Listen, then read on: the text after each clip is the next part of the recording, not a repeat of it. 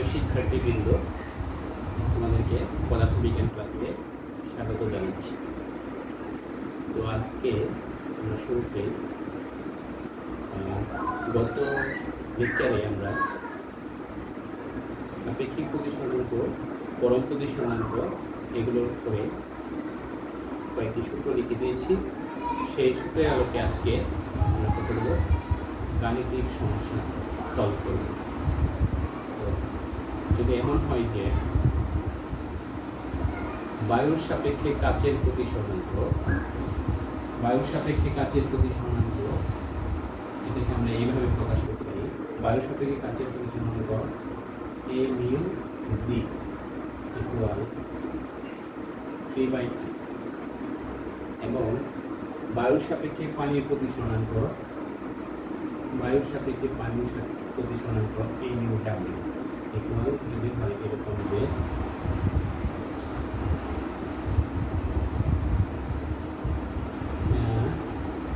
বায়ুর সাপেক্ষে পানির প্রতিসরাঙ্ক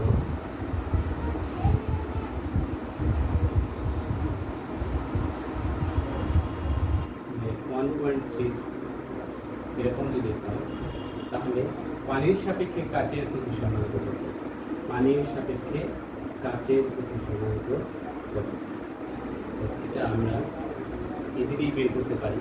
দেখো এখানে দুইটাই আছে কি, এটা হচ্ছে পরম প্রতিসরাঙ্ক, এটা হচ্ছে কি পরম প্রতিসরাঙ্ক, আর এটা হলো কি আপেক্ষিক প্রতিসরাঙ্ক। তোমরা এদিকেই এই গাণিতিক সমস্যাটা সলিউশন করতে পারবে। খেয়াল রাখতে হবে যে আমরা বাম পাশে সবসময় রাখবো হচ্ছে আপেক্ষিক প্রতিসরাঙ্ক, বাম পাশে আমরা রাখবো আপেক্ষিক প্রতিসরাঙ্ক। যেমন এটা ডাব্লিউ মিউ ভি, এটা সূত্রটি যে mu V by A mu W. তো ঠিক করো, এ মিউ ভির মান কত? C by A mu V by A mu W. তো এ মিউ ডাব্লিউ এর মান কত? 1.50।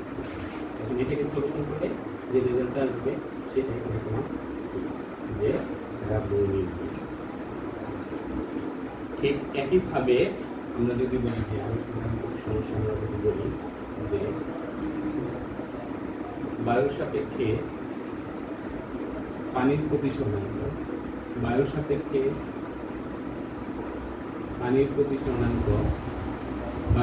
কাচের প্রতিসরাঙ্ক 3/2, পানির সাপেক্ষে কাচের প্রতিসরাঙ্ক যদি 9/8 হয়, তাহলে বায়ুর সাপেক্ষে পানির প্রতিসরাঙ্ক কত? তো এখানে তোমরা খেয়াল রাখবে যে এটা হচ্ছে কি কাচের পরম প্রতিসরাঙ্ক, এটা হচ্ছে কি বায়ুর সাপেক্ষে কাচের আপেক্ষিক প্রতিসরাঙ্ক, আর এটা হলো কি যে এটা হচ্ছে বায়ুর সাপেক্ষে পানির পরম প্রতিসরাঙ্ক। এখানে তিনটি প্রতিসরাঙ্ক দেওয়া আছে, কিন্তু তোমার খেয়াল রাখতে হবে কোনটি হলো আপেক্ষিক প্রতিসরাঙ্ক, সেটাকে আমরা বাম পাশে রেখে সূত্র সাজাবো। এখানে এই তিনটি প্রতিসরাঙ্কের মধ্যে ডাব্লিউ মিউ ভি এটা হলো আপেক্ষিক প্রতিসরাঙ্ক। তো এটাতে আমরা সূত্র লিখি ডাব্লিউ মিউ ভি ইকুয়াল, তুমি জানো যে A mu V by A mu W. পৃথিবী তোমার হয়ে যাবে। তো এটাকে আমরা ট্রান্সফার করি A mu W equal A mu V by W mu V. মানটা বসে দিলে তোমার মানটা বসে দেবে। এ মিউ ভি মানে 3/2 আর ডাব্লিউ মিউ ভি হচ্ছে 9/8। এটা ক্যালকুলেশন করলে 3 গুণ 8 হচ্ছে 2 গুণ 9, যেটা আসবে এটাই তোমার কি রেজাল্ট চলে আসবে। তো আমার মনে হয় যে তোমরা যদি গাণিতিক সমস্যায় বুঝতে পেরেছ, এখন আমাদের আলোচনার বিষয় হলো যে লেন্স কাকে বলে, লেন্সের বিকল্প আরেকটি নাম হচ্ছে লেন্সকে পার করাও বলা হয়। লেন্স হচ্ছে একটি প্রতিসারক মাধ্যম, লেন্সে আলোর প্রতিসরণ ঘটে। তো সেই লেন্সে অবশ্যই দুটি গোলীয় পৃষ্ঠ থাকে। তাহলে লেন্সের সংখ্যাটা এরকম হবে যে দুটি গোলীয় পৃষ্ঠ দ্বারা স্বচ্ছ প্রতিসারক মাধ্যমকে লেন্স বলে। আমরা আবার বলছি যে দুটি গোলীয় পৃষ্ঠ দ্বারা সীমাবদ্ধ স্বচ্ছ প্রতিসারক মাধ্যমকে লেন্স বলে। এই লেন্সকে প্রধানত দুই ভাগে বিভক্ত করা হয়। একটি হল যে উত্তল লেন্স, উত্তল লেন্স, অবতল লেন্স। দুই নম্বর হলো অবতল লেন্স। তো উত্তল লেন্সকে আবার কতগুলো ভাগে ভাগ করা হয় সেটা হচ্ছে এক নম্বর উত্তল লেন্সের প্রকারভেদ আমরা যদি বলি, এক নম্বর হচ্ছে যে উত্তল লেন্সের সংজ্ঞাটা আমরা আগে দিয়ে নেব। উত্তল লেন্স মানে যে লেন্সের মধ্যভাগ মোটা এবং প্রান্তের দিক সরু তাকে উত্তল লেন্স বলে। আমি আবার বলছি, যে লেন্সের মধ্যভাগ মোটা এবং প্রান্তের দিক সরু তাকে উত্তল লেন্স বলে। আবার যে লেন্সের মধ্যভাগ সরু এবং প্রান্ত ভাগ মোটা তাকে অবতল লেন্স বলা। আমরা যদি উত্তল লেন্স এবং অবতল লেন্সের চিত্র দেখাই তাহলে আমরা বোর্ডে এভাবে দেখাবো যে এটা হলো উত্তল লেন্স, যে মধ্যভাগ মোটা প্রান্তের দিক সরু, আর এটা হলো কি অবতল লেন্স, মধ্যভাগ সরু প্রান্তের দিক। এটা হচ্ছে উত্তল লেন্স, এটা হচ্ছে অবতল লেন্স।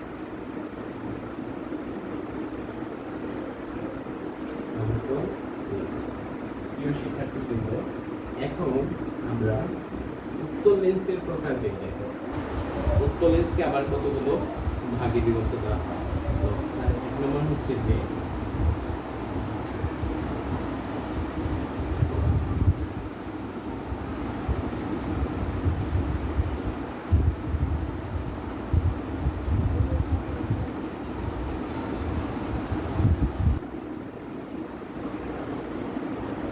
দ্বিউত্তল বা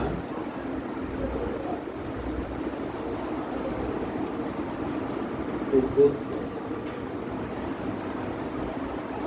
দ্বিউত্তল বা উভোত্তল।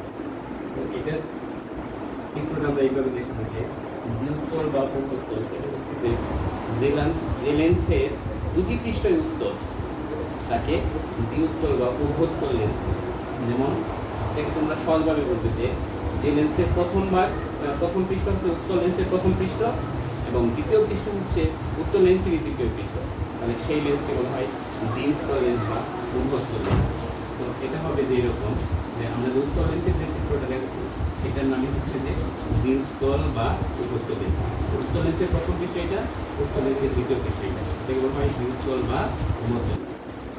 তারপরে হচ্ছে অবতল উত্তল, অবতল উত্তল লেন্স, অবতল উত্তল লেন্স।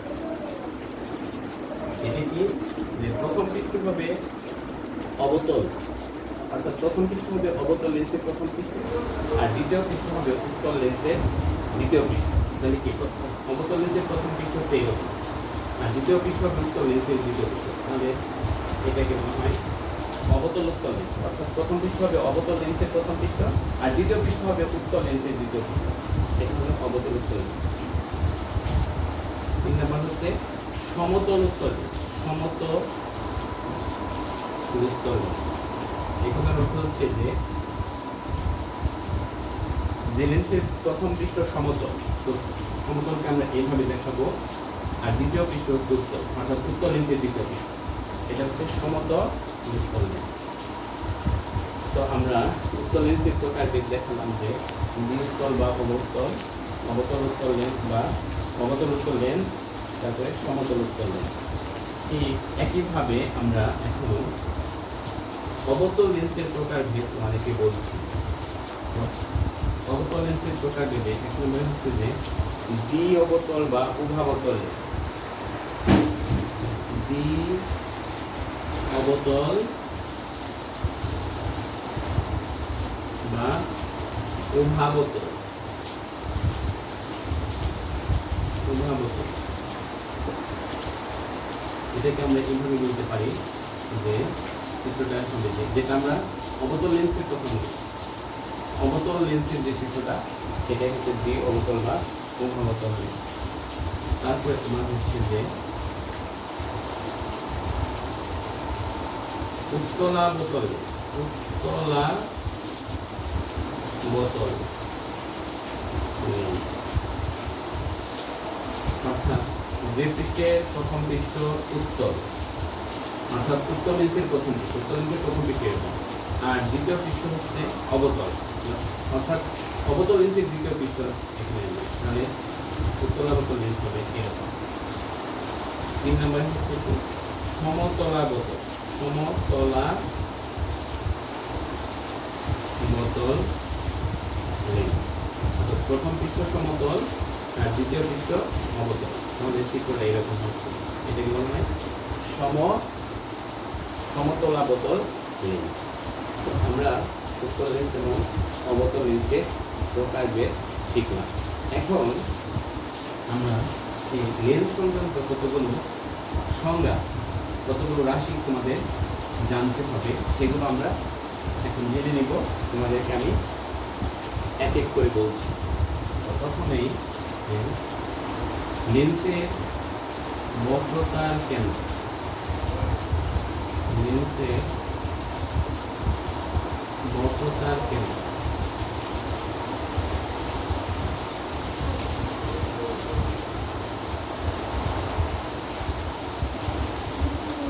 কোন লেন্স যে গোলকের পৃষ্ঠের অংশ বিশেষ, কোন লেন্স যে গোলকের পৃষ্ঠের অংশ বিশেষ সেই গোলকের কেন্দ্রকে বলা হয় লেন্সের বক্রতার কেন্দ্র। তো আমরা যদি বলি যে একটা লেন্স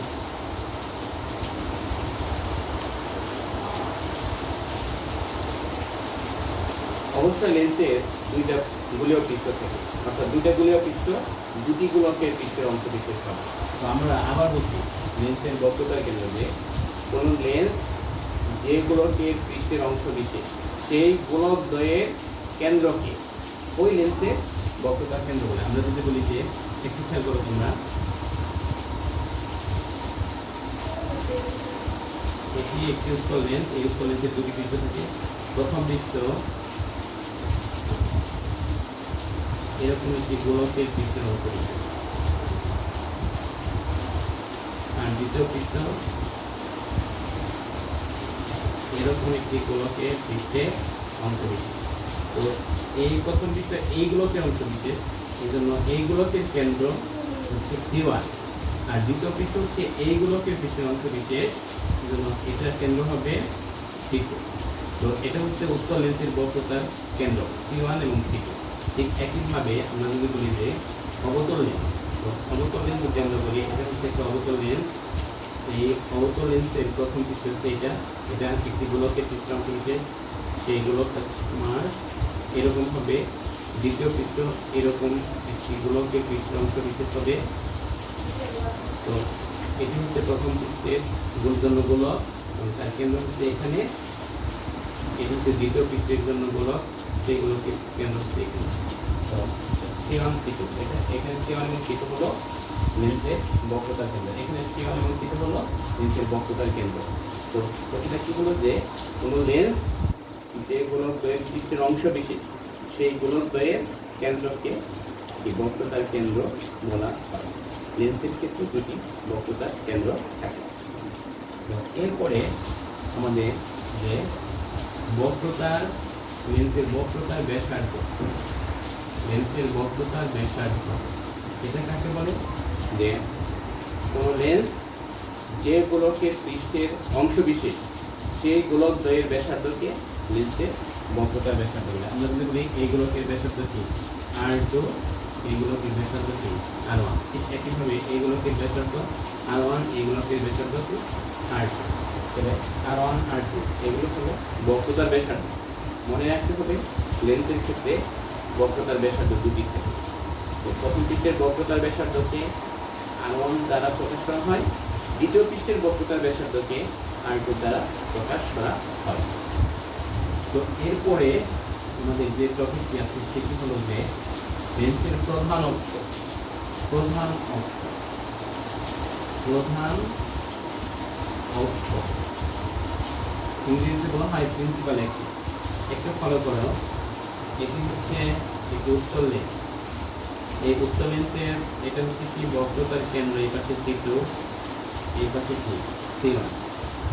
তো ঠিক একইভাবে আমরা যদি এখানে দেখাই, এটা হচ্ছে উত্তল লেন্স, এটার বক্রতার কেন্দ্র দুটি, এই পাশে C1, এই পাশে C2।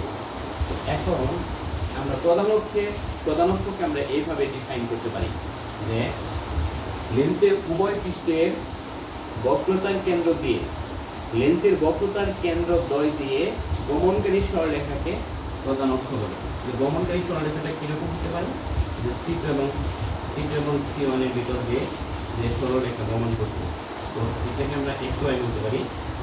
XY সরলরেখা কোন দুই বিন্দু দিয়ে গমন করেছে, C1 এবং C2 দিয়ে গমন করেছে। তাহলে C1 এবং C2 হলো লেন্সের কি বক্রতা, C1 XY রেখা হলো প্রধান অক্ষ, লেন্সের প্রধান অক্ষ। ঠিক একইভাবে এখানে আমরা বলতে পারি যে এই বক্রতা, এই সরলরেখা কোন দুই বিন্দু দিয়ে গমন করেছে, XY সরলরেখা C1 এবং C2 দিয়ে গমন করেছে। তাহলে এখানে XY রেখাটি হলো লেন্সের প্রধান অক্ষ। মনে রাখতে হবে লেন্সের ক্ষেত্রে একটি মাত্র প্রধান অক্ষ থাকে। তো এরপরে আমরা যে জিনিসটি বলবো সেটি হচ্ছে যে লেন্সের প্রধান ফোকাস, প্রধান ফোকাস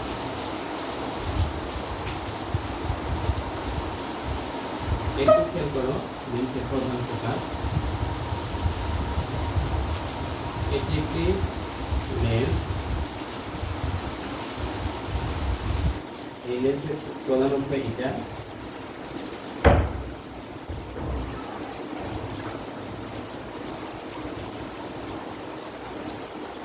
আমার এটি একটি লেন্স, এটি একটি অবতল লেন্স, এই লেন্সের প্রধান অক্ষ এটি। এখন আমরা যদি বলি যে প্রধান ফোকাস, এটি একটি আপতিত রশ্মি, এটি একটি আপতিত রশ্মি। তো এই দুটি রশ্মি লেন্সে আপতিত হচ্ছে। কিভাবে আপতিত হচ্ছে? প্রধান অক্ষের সমান্তরালভাবে লেন্সে আপতিত হচ্ছে। এখন যেহেতু এটা কি উত্তল লেন্স, এই প্রধান অক্ষের সমান্তরাল এই আপতিত আলোক রশ্মিকে এই লেন্স কি করবে, প্রতিসরিত করবে, অর্থাৎ কি দিক পরিবর্তন করিয়ে দিবে। তো এটা এভাবে দিক পরিবর্তন করে দিল, এটা এইভাবে প্রতিসরিত করবে।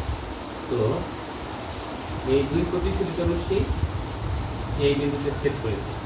ঠিক একইভাবে এটার ক্ষেত্রেও তাই হবে যে এটি একটি আপতিত রশ্মি, প্রধান অক্ষের সমান্তরালভাবে আপতিত রশ্মি, এটিও প্রধান অক্ষের সমান্তরালভাবে আপতিত রশ্মি। এখন যেহেতু এটা কি অবতল লেন্স বা অপসারী লেন্স, এটা কি করবে, দূরে সরিয়ে দিবে, বাঁকিয়ে দিবে, কিন্তু দূরে সরিয়ে দেবে। তো এটাকে এই প্রতিসরিত রশ্মিকে আমরা যদি পিছনের দিকে বাড়াই, যেখানে এইখানে ছেদ করেছে, এই বিন্দুর নাম দিলাম কি F। ঠিক একইভাবে সেটা এইভাবে প্রতিসরিত। এখন এই দুইটা চিত্র থেকে আমরা প্রধান ফোকাসকে এইভাবে ডিফাইন করতে পারি। চিত্রে F হলো প্রধান ফোকাস, F হলো প্রধান ফোকাস।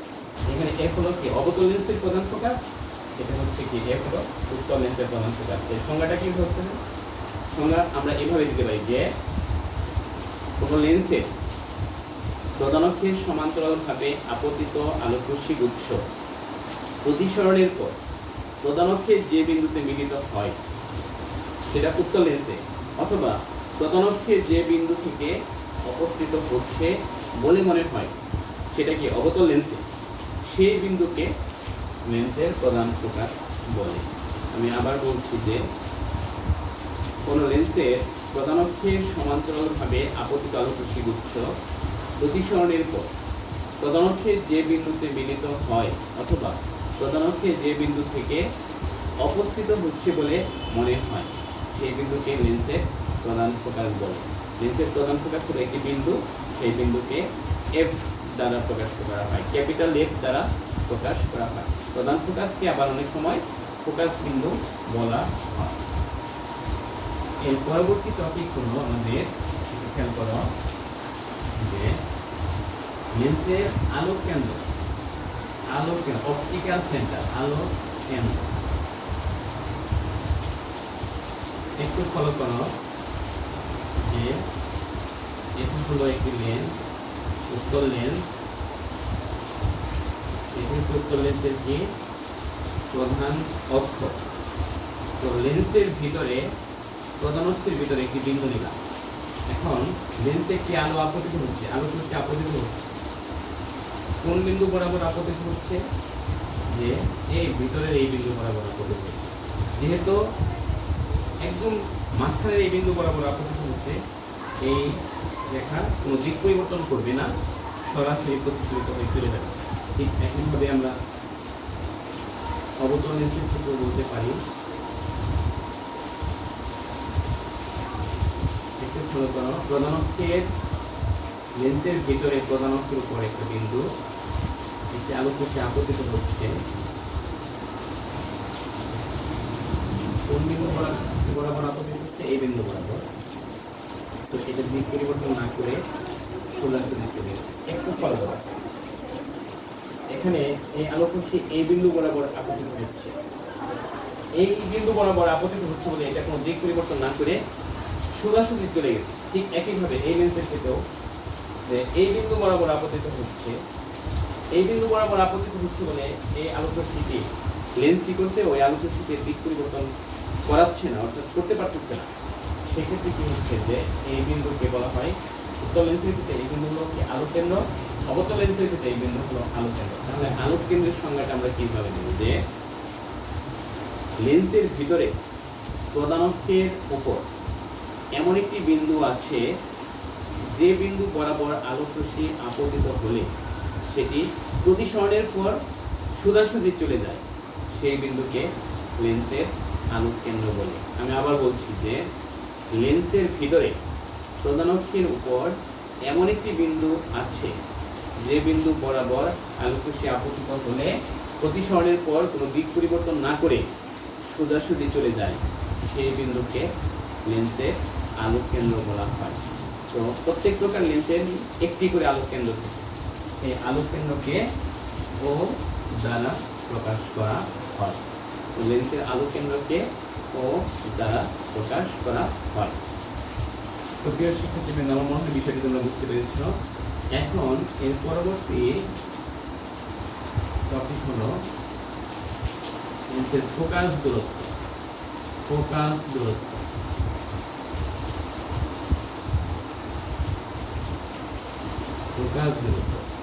একটু খেয়াল করো যে এটা হলো কি উত্তল লেন্স।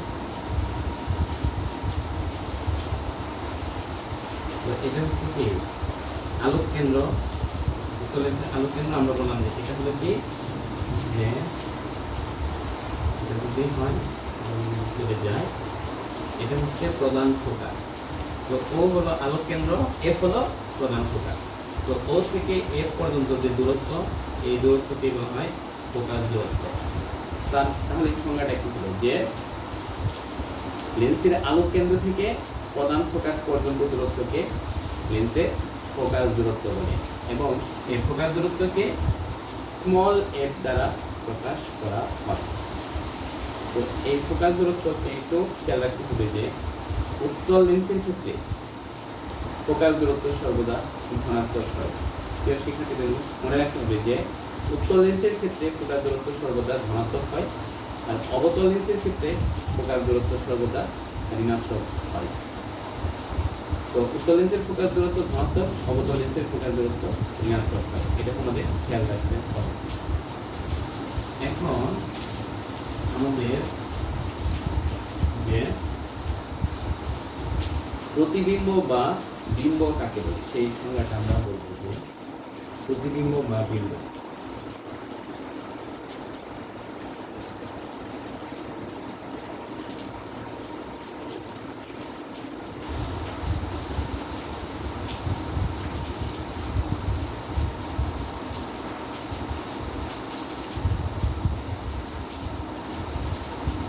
তো তো প্রতিবিম্ব বা বিম্ব একটু খেয়াল করো, তোমরা অবশ্য পূর্ববর্তী ক্লাসে ওই প্রতিবিম্ব বা বিম্ব সম্পর্কে জেনেছো। আমি আবার তোমাদেরকে স্মরণ করে দিচ্ছি যে কোনো বিন্দু থেকে নিশ্চিত আলোকরশ্মি গুচ্ছ প্রতিফলিত অথবা প্রতিসরিত হয়ে যদি দ্বিতীয় কোনো বিন্দুতে মিলিত হয়, তাহলে ওই দ্বিতীয় বিন্দুকে প্রথম বিন্দুর প্রতিবিম্ব বলা হয়। আমি আবার বলছি যে কোনো একটি বিন্দু থেকে নিশ্চিত আলোকরশ্মি গুচ্ছ প্রতিফলিত অথবা প্রতিসরিত হয়ে যদি দ্বিতীয় কোনো বিন্দুতে মিলিত হয় বা দ্বিতীয় কোনো বিন্দু থেকে অবস্থিত হচ্ছে বলে মনে হয়, তাহলে ওই দ্বিতীয় বিন্দুকে প্রথম বিন্দুর কি বলা হয়? প্রতিবিম্ব বলা হয়। যেমন আমরা যদি বলি যে একটু খেয়াল করো যে এটি একটি লেন্স। এখন এই এ বিন্দু থেকে দুটি আলোকরশ্মি লেন্সে আপতিত হচ্ছে। এখন লেন্স কি করছে? এই আলোকরশ্মিকে এইভাবে প্রতিফলিত করে দিচ্ছে, এই আলোকরশ্মিকে এইভাবে প্রতিফলিত করে দিচ্ছে। প্রতিফলিত রশ্মিগুলো বি বিন্দুতে মিলিত হয়েছে, তাহলে বি হলো এ বিন্দুর কি প্রতিবিম্ব। তো একটু খেয়াল করো, এই প্রতিবিম্ব দুই প্রকার। প্রতিবিম্ব দুই প্রকার, একটাকে বলা হয় বাস্তব প্রতিবিম্ব এবং অপরটি হলো অবাস্তব প্রতিবিম্ব। তো বাস্তব প্রতিবিম্বের ডেফিনিশনটা তোমার এইভাবেই হবে যে কোনো বিন্দু থেকে নিশ্চিত আলোকরশ্মি গুচ্ছ প্রতিফলিত বা প্রতিসরিত হয়ে যদি দ্বিতীয় কোনো বিন্দু থেকে দ্বিতীয় কোনো বিন্দুতে প্রকৃতপক্ষে মিলিত হয়, তবে ওই দ্বিতীয় বিন্দুকে প্রথম বিন্দুর বাস্তব প্রতিবিম্ব বলে।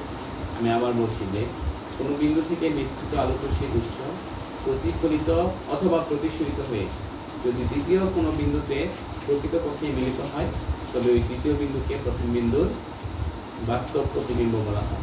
একটু ফলো করো, এই বিন্দু থেকে দুইটা রশ্মি নিশ্চিত হয়ে বি বিন্দুতে প্রতিসরিত হয়ে বি বিন্দুতে প্রকৃতপক্ষে মিলিত হয়েছে, তাহলে বি হবে কি এই বিন্দুর বাস্তব প্রতিবিম্ব।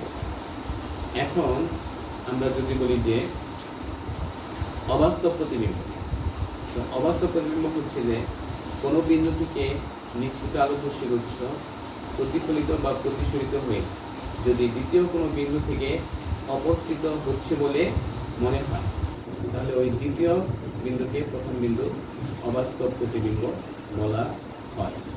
আমি আবার বলছি যে কোনো বিন্দু থেকে নিশ্চিত আলোকরশ্মি গুচ্ছ প্রতিফলিত বা প্রতিসরিত হয়ে যদি দ্বিতীয় কোনো বিন্দুতে মিলিত হয়, দ্বিতীয় কোনো বিন্দু থেকে অবস্থিত হচ্ছে বলে মনে হয়, তাহলে ওই দ্বিতীয় বিন্দুকে প্রথম বিন্দু অবাস্তব প্রতিবিম্ব বলা হয়। তোমাদের একটু খেয়াল রাখতে হবে যে এই প্রতিবিম্বের দূরত্বকে ভি দ্বারা প্রকাশ করা হয়। প্রতিবিম্বের দূরত্বকে ভি দ্বারা প্রকাশ করা হয়। তো একটু ফলো করো যে বাস্তব প্রতিবিম্বের ক্ষেত্রে ভি সর্বদা ধনাত্মক হয়, আর অবাস্তব প্রতিবিম্বের ক্ষেত্রে ভি ঋণাত্মক হয়। আমি আবার বলছি যে বাস্তব প্রতিবিম্বের ক্ষেত্রে প্রতিবিম্বের দূরত্ব অর্থাৎ ভি ধনাত্মক হয়, অবাস্তব প্রতিবিম্বের ক্ষেত্রে প্রতিবিম্বের দূরত্ব অর্থাৎ ভি এর মান ঋণাত্মক ধরে ধরা হয়। আমার মনে হয় বিষয়টি তোমরা বুঝতে পেরেছো। প্রিয় শিক্ষার্থীবৃন্দ, আজকে আমাদের আলোচনা এখানেই শেষ করছি। পরবর্তী ক্লাসে তোমাদের সবাইকে স্বাগত জানিয়ে শেষ করছি। খোদা হাফেজ।